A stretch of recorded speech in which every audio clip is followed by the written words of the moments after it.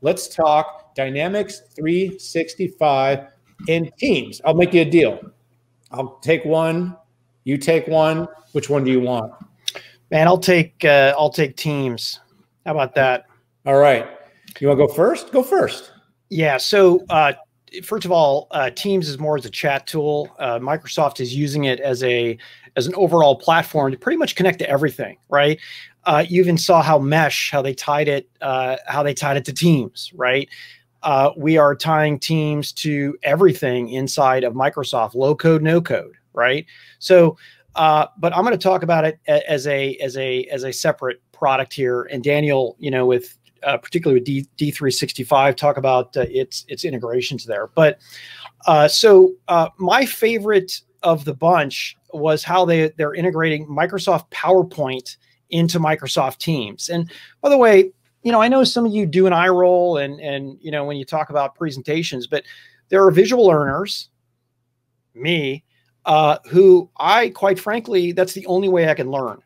And the ability to change views, the ability to optimize a myriad of presentation styles. Oh, by the way, Daniel, because we love looking at ourselves so much, there can be a presentation with our face in front of it, right? It does edge detection, kind of does the reverse where it uses the slide as your background.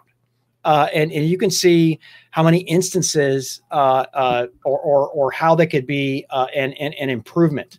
The other thing is this thing called dynamic view, which automatically adjusts the layout of a Teams meeting as attendees join, initiate video, or speak or present. Microsoft needs to be really careful with that to not get into, where it's changing all around. But I have to tell you, what a great way to potentially eliminate fatigue in there.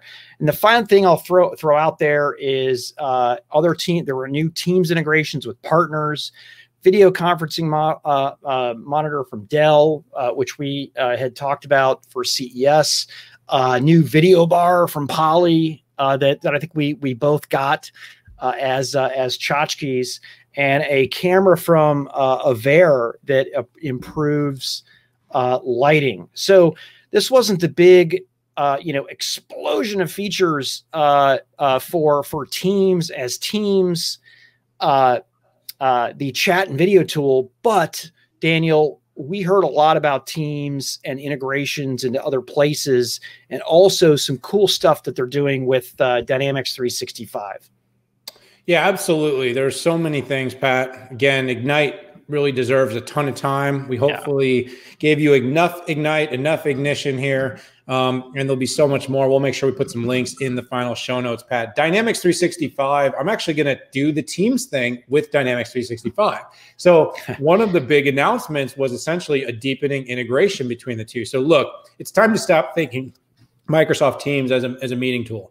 That's right. Even a collaboration tool. It's an operating system for remote work. That is how I'm positioning it. The Teams integration is basically being placed inside of every application that your business runs so that you can talk to customers through a customer experience app. You can see customer insights and be able to engage immediately with team members who are working on that customer. You can work within the Dynamics, the ERP system, and see others that are involved in a project, others that are involved in a workflow, and without ever leaving the app. And that's really important. There's two reasons to me that that's really important. One is we need to be able to do our work where our work is. Popping between windows, maybe, Pat, makes sense. Hey, you just weird. Bounced up some CNBC. But jumping between apps might work for people like us when you got 2-3 monitors on your desk, you're well set up with multiple compute, the right graphics cards. Average remote knowledge worker, Pat's working off a single laptop with maybe a 13-inch screen. And I feel sorry for them. Trying to get work done.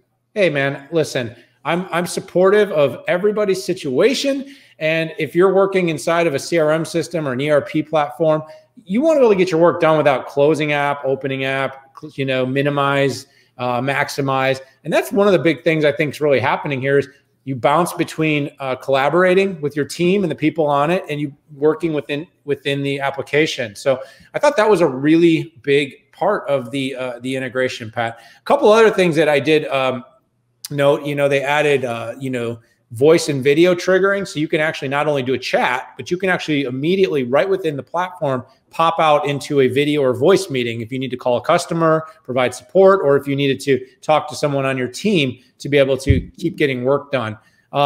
Also furthered the LinkedIn integration. Everybody kind of forgets quickly, but LinkedIn, if you're watching on LinkedIn, hello, is actually owned by Microsoft. And while the company has kept the APIs pretty fresh in terms of being able to integrate with all platforms, it has enhanced the capabilities of D365. You can track your contacts with Sales Navigator. You can see insights right inside on a particular customer, person, employee right inside D365. So it's been broadly deployed to work within Dynamics and the Biz Apps ecosystem. And one little side note, by the way, was just, and this is more of even a Teams thing, but Pat, E2E also was announced by Microsoft. So that company is also, for point-to-point, one-to-one calls, the company is also launching end-to-end encryption. So I realized that kind of circled back from Dynamics to Teams, but I had a note about that because that's a really important sidebar right now with all the focus that's going into privacy, compliance, and data. And with all the industry clouds and all the companies trying to deliver verticalized solutions, both for CX and ERP, being sure that you're going to be in compliance and governance and handling data and handling privacy is going to be really important. Finance, healthcare, gov, all those different things.